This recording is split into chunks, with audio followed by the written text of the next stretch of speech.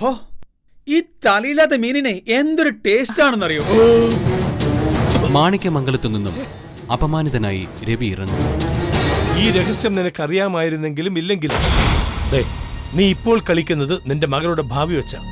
അവളെ ഈ വീട്ടിൽ പിടിച്ചു നിർത്തി രവിയെ ചവിട്ടിയരച്ച് നീ രസിക്കുമ്പോ ചതഞ്ഞരഞ്ഞില്ലാതാവാൻ പോകുന്നത് നിന്റെ മകളുടെ ഭാവിയാണ്.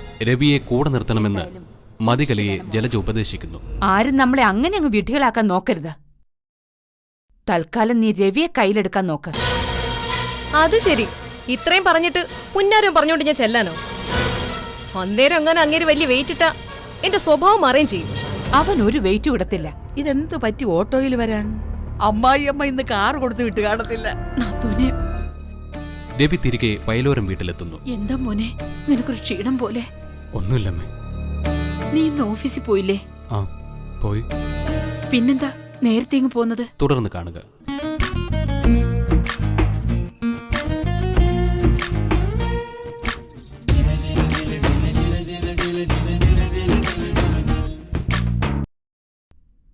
ഞാൻ മതിയുടെ വീട് വരുന്ന് പോയി. എന്നിട്ട് കലമോളെ കണ്ടോ? മോളെന്ത് പറഞ്ഞു? ഓ, പ്രത്യേകിച്ചൊന്നും പറഞ്ഞില്ല. കലമോൾക്ക് സുഖല്ലേ മോനെ? ആ. എന്താ മോനെ, നിന്റെ ശബ്ദമൊക്കെ വല്ലാതിരിക്കുന്ന എന്തു പറ്റി? ഒരു ചെറിയ തലവേദന. വേദനയുടെ ഗുളിക വല്ലതും കഴിച്ചായിരുന്നോ? ഇല്ല. മോനിരിക്കെ, അമ്മ ബാം പുരട്ടിത്തരാം. അമ്മേ, ആ, ഇപ്പൊ ബാമൊന്നും വേണ്ടമ്മേ. എനിക്ക് നല്ല വിശപ്പുണ്ട്. കഴിക്കാൻ എന്തെങ്കിലും എടുക്ക. അയ്യോ, മോൻ ഊണ് കഴിച്ചില്ലായിരുന്നോ? കഴിച്ചെന്ന് കരുതി അമ്മ ചോദിക്കാതിരുന്നത്. മോൻ കൈ കഴുകിയിട്ടിരുന്നോ? അമ്മ ചോറെടുക്കാം.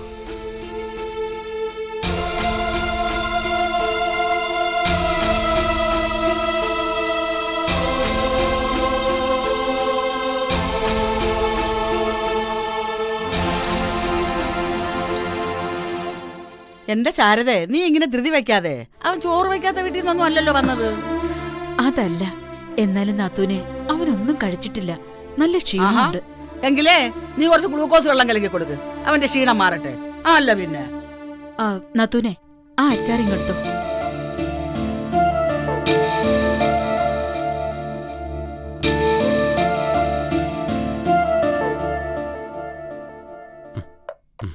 ശാരദേ, ഇതിൽ നിന്നും കൂടെ കുറച്ച് കൊടുക്ക്.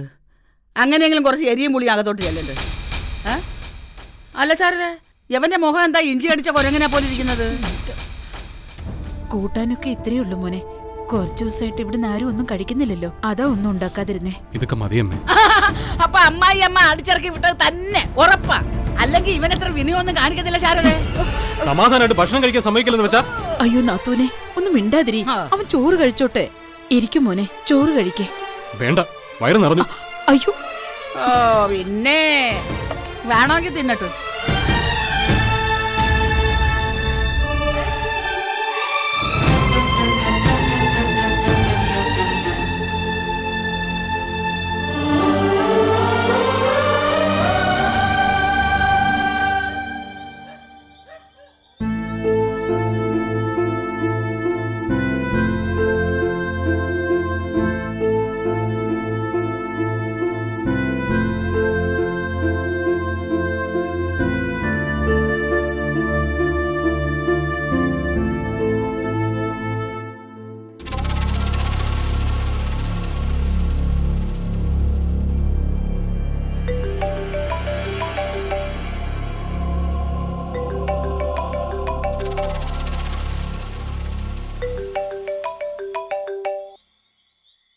ഹലോ,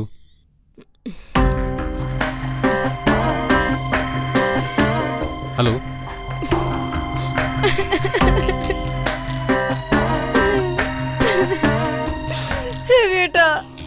മതി, മതി, ഇതിനെ കരയുന്നത്. രവിയേട്ടൻ എന്നോട് പിണങ്ങി ഇറങ്ങി പോയില്ലേ? വീട്ടിലുണ്ടാക്കി വെച്ച ഭക്ഷണം പോലും കഴിക്കാതെ. അതിന് ഭക്ഷണം ഉണ്ടാക്കിയത് മതിയല്ലല്ലോ, വേലക്കാരിയല്ലേ. എന്നുവെച്ച് ഞാൻ എന്റെ രവിയേട്ടനോട് ഇരുന്ന് ഭക്ഷണം കഴിക്കാൻ എന്തുമാത്രം ആഗ്രഹിച്ചു എന്നറിയാമോ? എന്നിട്ടാണോ സഞ്ജയൻ പറയുന്നത് കേട്ട് എന്റെ മതിയും ചിരിച്ചുകൊണ്ട് നിന്നത്?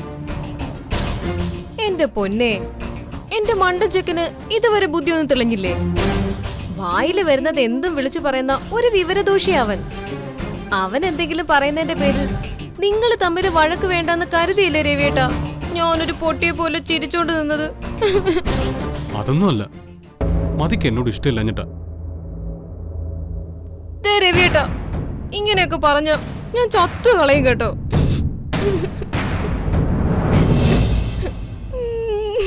യു കരയല്ലേ, കരയല്ലേ പൊന്നെ. എനിക്കറിയാം എന്റെ മതിക്ക് എന്നോടുള്ള സ്നേഹം. എന്നാലും പെട്ടെന്ന് മതി അങ്ങനെയൊക്കെ പറഞ്ഞപ്പോ സോറി രവിയേട്ടാ, ഞാൻ എന്തെങ്കിലും പറയുന്നത് ഇഷ്ടം കൊണ്ടല്ലേ. രവിയേട്ടൻ പോയ പാടെ കട്ടിൽ കയറി കിടന്നതാ ഞാൻ. ഇതുവരെ ഒരു തുള്ളി വെള്ളം പോലും കുടിച്ചിട്ടില്ല. കരഞ്ഞ് കരഞ്ഞ് എന്റെ കണ്ണീര് പറ്റി. എന്റെ മതി വിഷമിക്കില്ലേ. എനിക്ക് മതിയെ കാണണമെന്ന് തോന്നുന്നു ഇപ്പൊ. ഞാനങ്ങോട്ട് വരട്ടെ മതി? അയ്യോ, ഈ രാത്രിയിലോ? എന്റെ രവിയേട്ടൻ ഇരുട്ടത്തൊന്നും വരണ്ട, എനിക്കത് പേടിയാ. രവിയേട്ടൻ അടുത്ത ദിവസം വന്നാ മതി കേട്ടോ. നമുക്ക് ഒന്നിച്ച് പുറത്തു പോയി ഭക്ഷണമൊക്കെ കഴിക്കാം. ഇന്ന് എന്റെ മോൻ വല്ലതും കഴിച്ചായിരുന്നോ? ആ, അമ്മ എന്തൊക്കെയോ കൊണ്ടുവന്ന് വെച്ചു. എന്നാൽ ഇനി എന്റെ രവിയേട്ടൻ മിടുക്കനായിട്ട് കിടന്നുറങ്ങിക്കോ. വഴക്കിട്ടെന്നുള്ള സങ്കടമൊന്നും വേണ്ട കേട്ടോ. ശരി, നാളെ തന്നെ ഞാനങ്ങോട്ട് വരാം.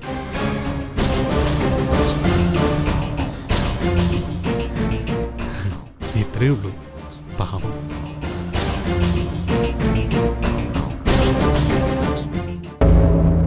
എന്തായി? ഫ്ലാറ്റ്. ഞാൻ പറഞ്ഞില്ലേ, ഇത്രേ ഉള്ളൂ അവൻ.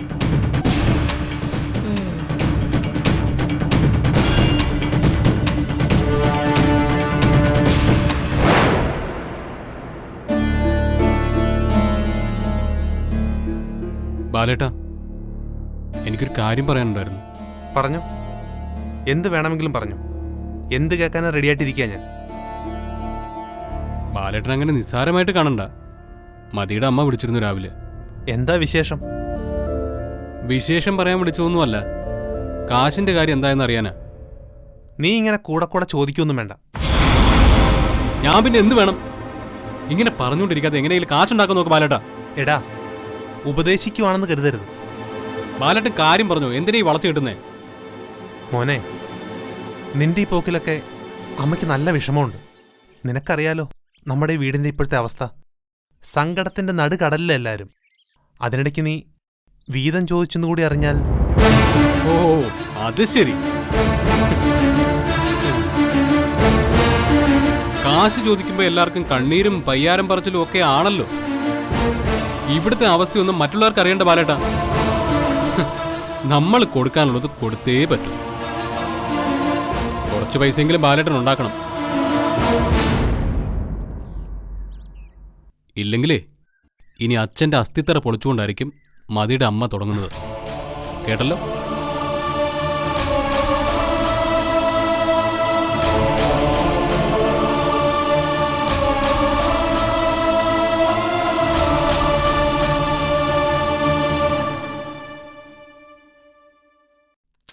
എടാ, നീ ഇതെവിടെയാ? ഇതാ എനിക്ക് ഇഷ്ടപ്പെടാത്തത്. എന്റെ സഞ്ജു, അച്ഛൻ വരുന്നതിന് മുമ്പ് നീ ഇങ്ങോട്ട് വന്നേ. ശരി.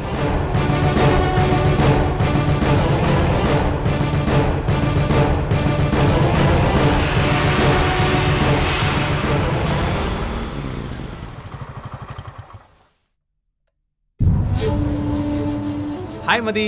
ഹായ് ഹൂയ്. നീ കാര്യം പറയടാ. മതിയുടെ ചില സംശയങ്ങൾ സത്യമാവുന്നെന്ന് ഞാൻ പറഞ്ഞ മതി ഞെട്ടരുത്. എന്നുവെച്ചാ മതി അറിയാതെ ചില നീക്കങ്ങൾ ചുറ്റും നടക്കുന്നുണ്ട്. വലിയ നാടകീയത ഒന്നും വേണ്ട. ഉള്ള കാര്യം ഉള്ളതുപോലെ പറയടാ. ഉള്ള കാര്യം ഉള്ളതുപോലെ പറഞ്ഞ മനസ്സിലുള്ളത് മനസ്സിലുള്ളത് പോലെ പറയുന്ന മനസ്സിജൻ മതി അറിയാതെ എന്തൊക്കെ നീക്കങ്ങൾ ചുറ്റും നടത്തുന്നുണ്ട്. നീ എന്തായി പറഞ്ഞു വരുന്നത്? മതിക്ക് എന്റെ സ്വഭാവം അറിയാലോ. പരുന്തിനെ പോലെയാ സഞ്ജയൻ. ഒരാൾ ഉന്നമിട്ട പരുന്തിനെ പോലെ ദിവസങ്ങളോളം ആകാശത്ത് വട്ടമിട്ട് പറന്നു. മനസ്സിന്റെ മുകളിലും സഞ്ജയൻ വട്ടമിട്ട് പറക്കുന്നു. എന്നിട്ട് എന്നിട്ട് നീ എന്ത് കണ്ടെത്തിയെന്ന് പറയടാ. കുഴപ്പാ. കുഴപ്പോ? സർവത്ര കുഴപ്പം. നമ്മളറിയാതെ എന്തൊക്കെയോ നീക്കങ്ങൾ മനസ്സിൽ നടത്തുന്നുണ്ട്, വളരെ കൃത്യമായി. പണ്ടും അവനെ അറിയാമല്ലോ. ഒരു കാര്യം ആരും അറിയാതെ വളരെ നിശബ്ദമായി എത്രയും വേഗത്തിൽ ചെയ്തു തീർക്കാൻ കഴിവുള്ളവനവൻ.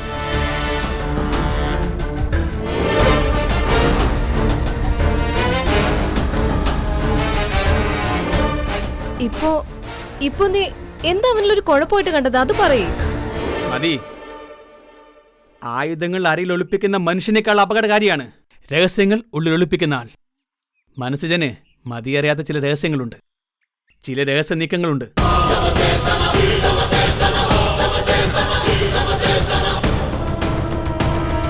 പണ്ടും എന്നോടുള്ളതിനേക്കാൾ 10 ഇരട്ടി ഇഷ്ടം മതിക്ക് മനസ്സിനോടായിരുന്നല്ലോ.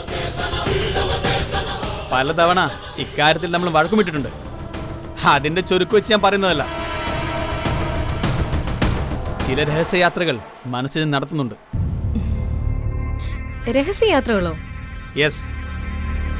മതി വാങ്ങിക്കൊടുത്ത വൈറ്റ് ഇന്നോവ ഒരു സുഹൃത്തിന്റെ കയ്യിൽ ഓടിക്കാൻ ഏൽപ്പിച്ചിട്ട് ഒരു വെള്ള സ്വിഫ്റ്റ് കാറിലാ മനസ്സിന്റെ പല യാത്രകളും. അവനെന്തിന് കാറ് മാറ്റണം? ഉത്തരം സിമ്പിൾ. അവന്റെ വണ്ടി സിറ്റിയിലുണ്ടെങ്കിൽ അവൻ ഇവിടെ ഉണ്ടെന്ന് തോന്നുമല്ലോ. ഒരാളെ അല്ലെങ്കിൽ ഒന്നിലധികം പേരെ കാണാനാ അവന്റെ യാത്ര. അത് നിനക്കെങ്ങനെ മനസ്സിലായി? സിറ്റിയിലെ ഒരു ഹോട്ടലിൽ നിന്ന് അവൻ എന്നും 2 പാഴ്സൽ വാങ്ങുന്നുണ്ട്, 2 ചോറ് പൊതി. അവൻ ഊണ് കഴിച്ചിട്ടാ ഇത് വാങ്ങുന്നെന്ന് എനിക്ക് തോന്നുന്നേ. അല്ലെങ്കിൽ ഈ പാഴ്സലിൽ നിന്ന് അവന് പങ്കുപറ്റാം, പറ്റാതിരിക്കാം. എന്തായാലും അവൻ കൊണ്ടുവരുന്ന ഭക്ഷണവും കാത്തിരിക്കുന്ന ആരോ 2 പേരുണ്ട്. ആരായിരിക്കും അവര്? അത് എന്നോട് ചോദിച്ചിട്ട് കാര്യമില്ല മതി, അവനോട് ചോദിക്കണം. ഞാൻ വേണമെങ്കിൽ ചോദിക്കാം, പക്ഷേ സംഭവം കൈവിട്ടു പോയെന്ന് എന്നോട് പറയരുത്. നോ, വേണ്ട.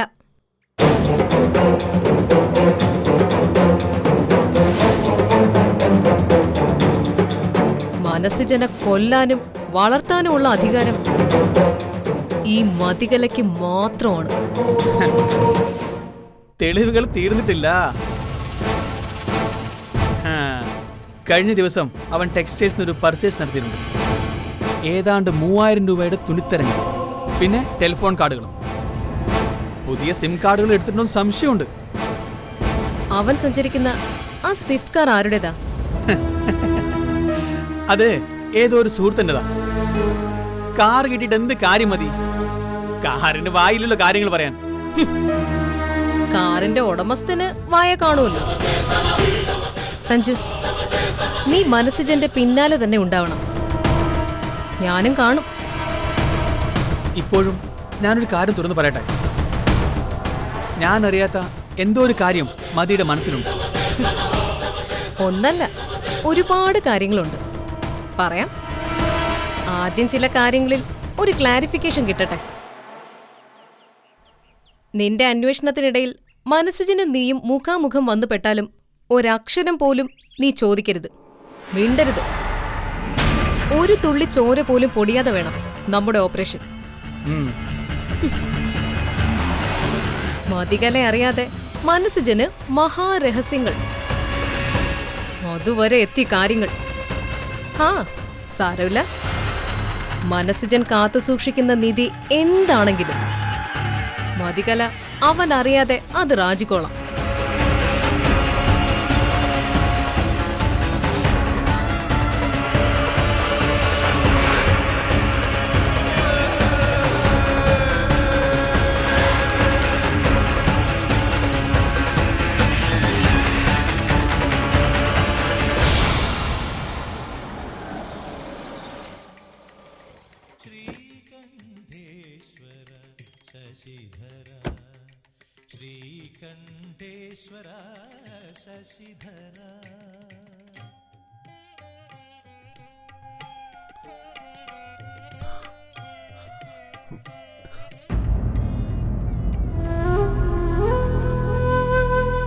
എന്റെ ദേവി, എന്റെ കുട്ടിമണിയെ കാത്തോളണേ. അവക്കൊരാപത്തും വരാതെ നോക്കണേ. എത്രയും വേഗം അവളെ ഞങ്ങൾക്ക് കാണിച്ചു തരണേ.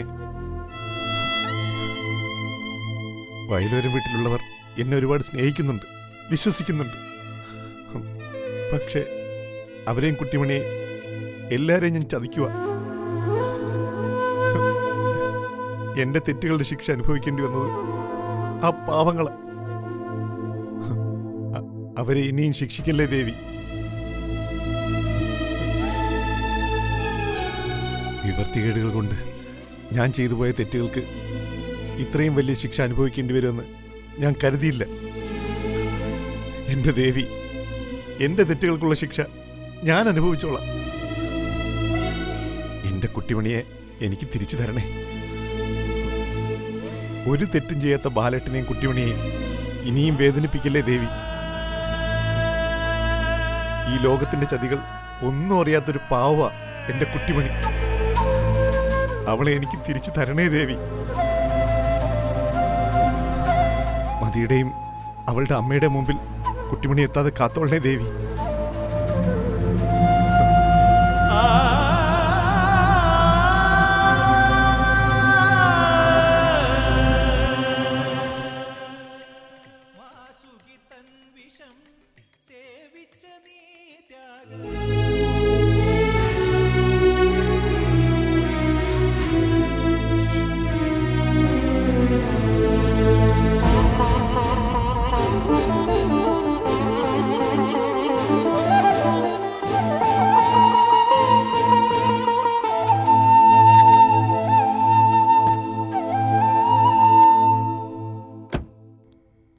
അമ്മേ, ആ ഇരിക്കും മക്കളെ, കഴിക്കാം.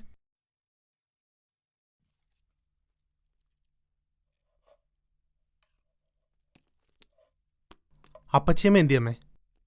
അത്താഴം പോലും കഴിക്കാതെ കയറി കിടന്നു മോനെ. നാത്തൂന് തീരെ വയ്യ, കാലിനും കൈക്കും വേദനയും നീരും ഒക്കെയാ. മരുന്നും കുഴമ്പൊക്കെ ഇല്ലേ അമ്മേ? അതിനാരും മരുന്ന് കഴിക്കുന്നു? സീതമോളെ കാണാതായത് പിന്നെ നാത്തു മരുന്നൊന്നും കഴിക്കുന്നില്ല മോനെ.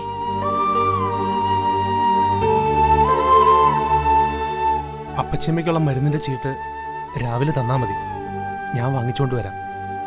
സീതമോൾ ഇവിടെ ഉണ്ടായിരുന്നപ്പോ ഇതൊന്നും ആരും അറിയണ്ടായിരുന്നു. എല്ലാം അവള് നോക്കിയും കണ്ടും ചെയ്യുമായിരുന്നു.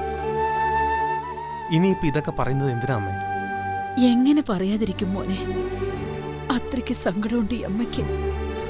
അമ്മ വിഷമിക്കാതെ, സീതേച്ചിയും കുട്ടിമണിയും തിരിച്ചു വരും. അങ്ങനെ തന്നെയാ മോനെ ഞാനും വിശ്വസിക്കുന്നത്. എന്റെ കുട്ടിമണിയെയും കൊണ്ട് സീതമോള് വരും. ആ ഒരു പ്രതീക്ഷയില ഞാൻ ജീവിക്കുന്നത്. എന്തു പറ്റി മോനെ? അയ്യോ, ദാ വെള്ളം കുടിക്കാം.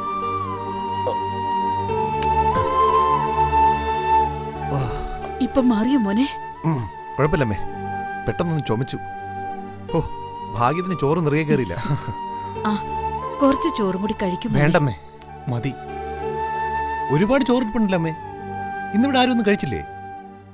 അത് മോനെ ഞാൻ കുറച്ച് കൂടുതൽ വെച്ചതാ. എന്റെ കുട്ടിമണി എപ്പോഴാ കേറി വരുന്നതെന്ന് അറിയില്ലല്ലോ. വിശന്നും ദാഹിച്ചും ഒക്കെ ആയിരിക്കും എന്റെ കുഞ്ഞു വരുന്നത്. വന്നാൽ ഉടനെ അവക്ക് വയറ് നിറച്ചും ചോറ് കൊടുക്കണം. അയ്യോ, മോനെ മുഴുവൻ കഴിച്ചില്ല.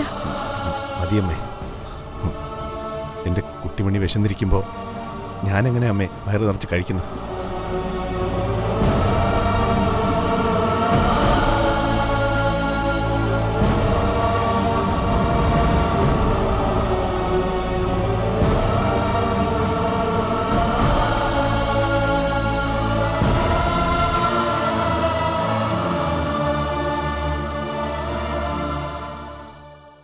മോനെ, നീ പോകുന്ന വഴിക്ക് ബാലിനെ കടയുടെ മുമ്പിൽ നിറക്കണേടാ.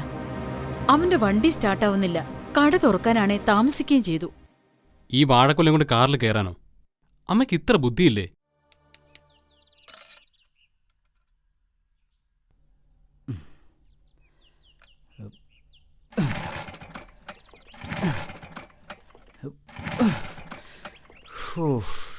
എന്റെ അണ്ണ ഒരു രക്ഷയില്ല അണ്ണ. നീ ഒന്നോടെ ഒന്ന് നോക്ക്. ആ,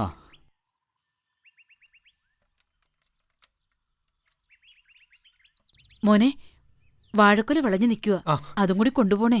ഞാനത് മറന്നേനമ്മേ. ആ കത്തിങ്ങതാ. ഞാൻ വാഴക്കൊല വെട്ടിക്കൊണ്ടുവരാം. അപ്പോഴേക്ക് നീ ഇത് ശരിയാക്കണേ. ശരി.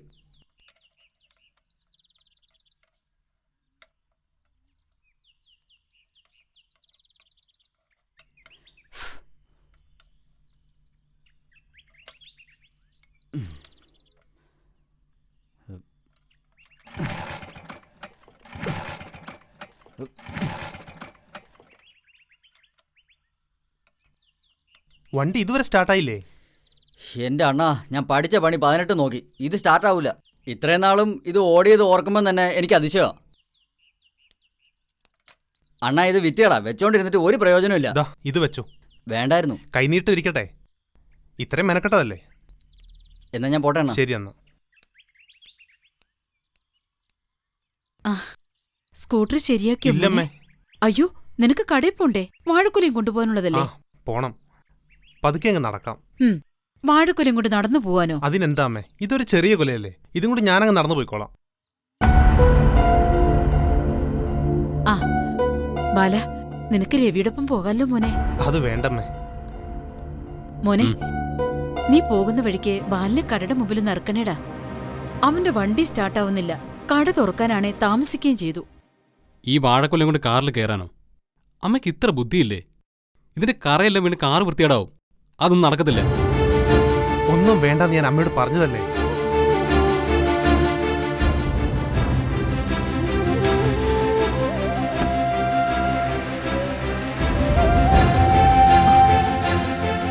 മോനെ, സാരമില്ലമ്മേ.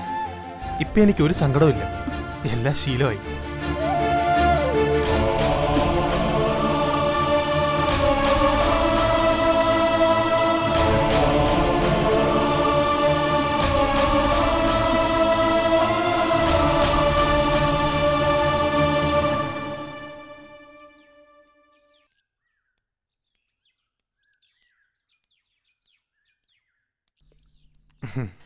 എന്താ ബാല, രാവിലെ വാഴക്കൊലയായിട്ട് നടക്കുന്നത്? ഓ, രാവിലെ നോക്കിയപ്പോൾ സ്കൂട്ടർ സ്റ്റാർട്ടാവുന്നില്ല. അതാ നടന്നേക്കാവുന്ന വെച്ച്. അല്ല, അനിയനിപ്പോ കാറിൽ പോകുന്ന കണ്ടല്ലോ. അവൻ അത്യാവശ്യമായിട്ട് ഒരിടം വരെ പോണായിരുന്നു. അതുകൊണ്ട് ഞാൻ ഇറങ്ങും മുമ്പേ അവൻ പോയി. ആ, തിരക്കുള്ളവർക്ക് മറ്റുള്ളവരെ കാത്തു നിൽക്കാൻ എവിടാ സമയം? നടക്കുന്നവൻ എന്നും നടന്നുകൊണ്ടേയിരിക്കും.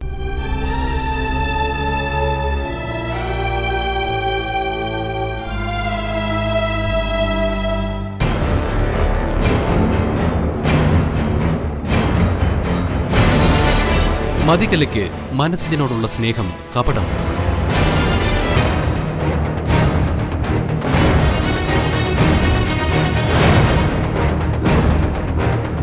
കപട സ്നേഹത്തിന്റെ മുഖം മൂടി അഴിച്ചുമാറ്റി 3 മണി.